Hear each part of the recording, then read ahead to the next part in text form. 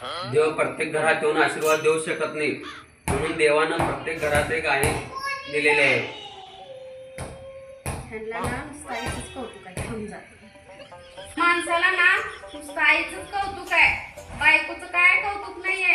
आम्ही ह्यांच्यासाठी आई बाप बहीण भाऊ मैत्रिणी सगळं सोडून ह्यांच्या घरी आलो ह्यांच्यासाठी, आणि ह्यांना मात्र नुसतं आई आई आई आई आई आई. ह्यांना ना माझं काय कौतुकच नाही, नुसतं हे आई आई आई आई आई आई आई, नुसतं आई आईचंच जप आहे ह्यांचा.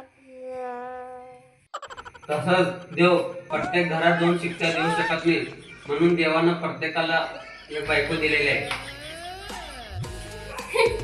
तुम्हाला तर ना माझं कौतुकच नाहीये.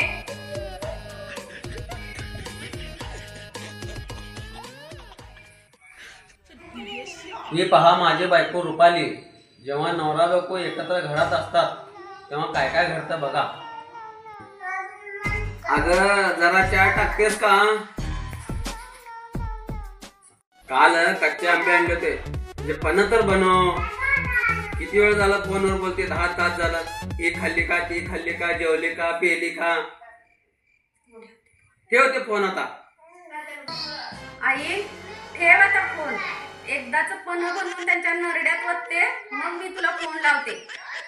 अर्धा तास फोनवर बोलतात आणि का त्यांच्या आई शिकवते पुन्हा ठेव त्यांना. आणि का म्हणतात वरनं पोरगी मला सुखान पण बोलू देत नाही असं म्हणतात.